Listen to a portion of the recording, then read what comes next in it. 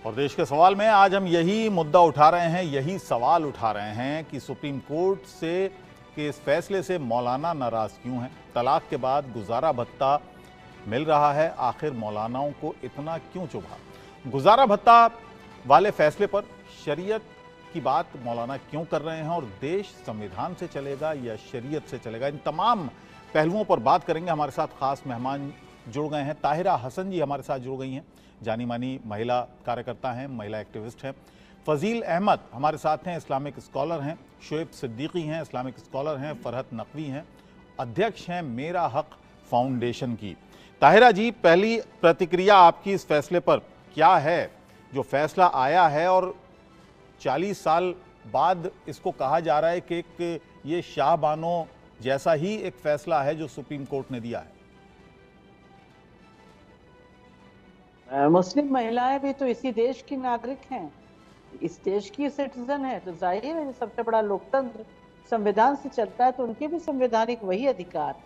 और कोर्ट ने ये कहा भी है, ऑनरेबल जज ने, it is irrespective to caste, creed और रिलीजन। तो जाहिर है हमारी मुस्लिम बहनें भी जो हैं, जो अबेंडन कर दी जाती हैं, सभी धर्मों में इस तरह से औरतों को मार्जिनलाइज किया था, सेकंड क्लास सिटीजन समझा जाता है, मोस्ट यानी कि सभी को बिल्कुल। लेकिन जो की जाती हैं उनको कोई रिड्रेसल होना चाहिए ना।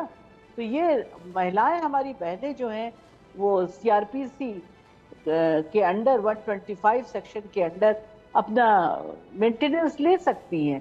तो ये एक अच्छी बात है, मुझे लगता है कि लैंडमार्क डिसीजन है और ये एक स्टेप है सुप्रीम कोर्ट का, ये जेंडर इनइक्वालिटी को, जेंडर डिस्क्रिमिनेशन को खत्म करने के लिए। तो ये बड़ा स्वागत योग्य है। मैं सबका कमेंट ले लेता हूँ, फिर उसके बाद इस चर्चा को और आगे बढ़ाएंगे। इस्लामिक स्कॉलर हमारे साथ हैं, फजील अहमद भी हमारे साथ हैं, शुएब सिद्दीकी जी हमारे साथ हैं, इस्लामिक स्कॉलर हैं जाने माने। शुएब साहब, क्यों आखिर इतना ज्यादा रिएक्शन मिल रहा है मुस्लिम स्कॉलर्स की तरफ से?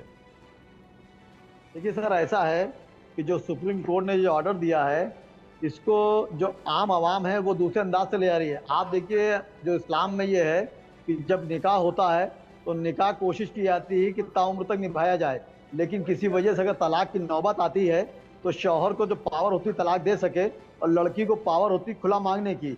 और किसी हद पे अगर रिश्ते नहीं बन पाते हैं तो उसमें ये जो होता है कि हमारे वहाँ जैसे तलाक अगर हुआ, इस्लामी शरीयत से मैं बता रहा हूँ, तो उसमें इद्दत की वक्त होता है, इद्दत का वक्त होता है।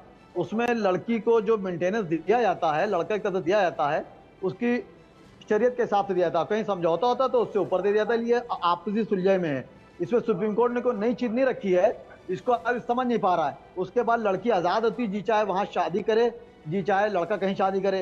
लेकिन जिससे सुप्रीम कोर्ट ने जो ऑर्डर दिया है, उसको मंजर आम पर हमारे वहाँ जो बड़े बड़े आलिम हैं, दुनियावी और दीनी है, वो सही से एक्सप्लेन नहीं कर पा रहे हैं। और दूसरी बात देखिए, किसी भी मुल्क की हुकूमत को अख्तियार भी नहीं है कि किसी के मजहबी मामले में मुदाखलत करे।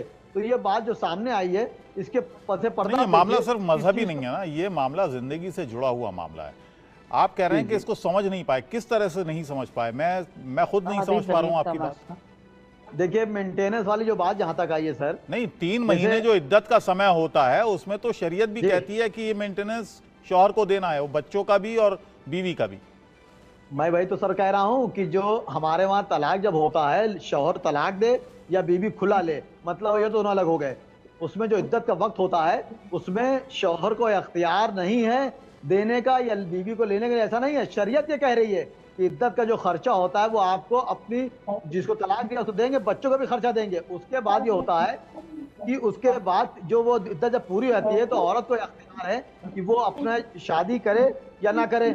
आप देखिए, एक चीज और आई है कि वो, और देखिए सुप्रीम कोर्ट ने एक चीज दी है सर। मेरी बात आ रही सर आपके पास? जी, आवाज पहुंची मेरी सर? जी बताइए। देखिए सर, ऐसा होता है, इसमें ये भी होती है सर एक बात कि जैसे बीवी में जैसे सुप्रीम कोर्ट ने ऑर्डर दिया है, उसको पीछे अगर आप जाएं आप, तो देखिए सर, ये भी है कि लड़की तलाक के बाद जब अलग रहती है, जब तक वो शादी ना करे, तो भी शौहर को उसका खर्चा उठाना पड़ेगा। इस चीज को हर आदमी नहीं जानता था, जबकि ये ला में है, शरीयत में भी है और लोग देते थे। तो इसमें जी बताइए। इसमें यहाँ पर कोई ऐसी बात सामने नहीं आई है जिसके पीछे खिलाफ किया जाए। और मैंने हमेशा ये बात कही कि कोई भी मुल्क हो, उसको इस चीज का ख्याल रखना चाहिए कि किसी के मजहबी मामले में मुदाखला बहुत ज्यादा ना करें। और देखिए हिंदुस्तान का आइन है, यहाँ का कानून हो, उसको हर मुसलमान हर मजहब का एक एक बंदा मानता है और मानना भी चाहिए, क्योंकि हमारा सुप्रीम कोर्ट सर्वोपरि है, उसके खिलाफ कोई नहीं जा पाएगा। नहीं, लेकिन जो ऑर्डर दिया है, जी शोएब बताएं। साहब, शरीयत में जो मेंटेनेंस का मामला है वो इद्दत तक है। जी इद्दत के बाद दोनों ही फ्री हो जाते हैं, जहां चाहें शादी करें। जी हाँ, सही कह रहे हैं, ये आप लेकिन बिल्कुल सही कह रहे हैं सुप्रीम सर। कोर्ट लेकिन सर ने पहले भी हमारे वहाँ सुप्रीम कोर्ट ने जो कहा है वो कहा है जब जी। तक कि महिला कहीं और शादी नहीं करती है तब दूसरी तक ये शादी। गुजारा भत्ता शौहर को अरे देना पड़ेगा, पूर्व पति को, पहले पति को। सर बिल्कुल आप सही कह रहे हैं कि पहले ये होता था, इद्दत के बाद 2 खर्चे नहीं देते थे, खत्म होती थी बात। और बीवी या जो मतलब बीवी नहीं है वो घर में पड़ी रहती थी, परेशान लग रहती थी, ऐसा नहीं है। जब तक वो औरत किसी से शादी ना कर रही तो देना पड़ेगा। ये अगर आप पीछे आप जाएंगे, सुप्रीम कोर्ट ने वही चीज को दोहराया है, क्योंकि आम मुसलमान आम जनता इस बात को नहीं जानती है। और इसमें जो जो किया है वो ठीक है, लेकिन इसमें सर एक चीज ये भी निकल के आ रही है कि इसमें जैसे कुछ ख्वातीन जो है इसका नाजायज फायदा भी उठाएंगी। तो मेरी गुजारिश रहेगी कि इस तरह शरीयत को बदनाम न किया जाए, न इस तरह कदम उठाया जाए। जैसे भाई देखिए 3 ट्रिपल तलाक आया था, हर मुसलमान ने सर्वोपरि किया, उसको लब्बैक कहा, और आज आप देखिए तलाक की तादाद जो है डर के मारे कम हो गई है। हल्की की बात जो लोग तलाक दे देते थे अब वो लोग नहीं दे रहे हैं, डर रहे हैं कि मेरे ऊपर जुल्म ना हो जाए, तो उसमें कमी आई है। और इसका जो श्रेय जाता है वो हमारे प्रधानमंत्री मोदी जी को जाता है, इसमें कोई दो राय नहीं, उन्होंने सख्त फैसला लिया। लेकिन कोई मुसलमान इससे नाखुश नहीं, सब खुश हैं, क्योंकि उनके घर बचे हुए हैं। चलिए हमारे साथ और भी मेहमान हैं, उनसे भी जरा हम बात कर लें। शम्स शहराविश हमारे साथ जुड़ गई हैं, लॉयर हैं, और फरहत नकवी भी हमारे साथ हैं, प्रेसिडेंट हैं मेरा हक फाउंडेशन, और फाजिल अहमद भी हमारे साथ जुड़ गए हैं। शम्स शहराविश, आपका क्या मानना है, ये जो कानून, ये जो फैसला आया है सुप्रीम कोर्ट का, इस पर अलग अलग प्रतिक्रियाएं आ रही हैं, अलग अलग रिएक्शंस आ रहे हैं। बताया जा रहा है जो मुस्लिम स्कॉलर्स हैं हमारे साथ भी यहाँ पर बैठे हैं, वो कह रहे हैं कि साहब ये गैर शरई है, शरीयत में मदाखलत है अदालत की तरफ से, ये नहीं होनी चाहिए। आप क्या मानती हैं? मसला ये है कि इन लोगों को कभी समझ में नहीं आएगा कि औरतों का जो हक है वो उन लोगों को मिलना चाहिए।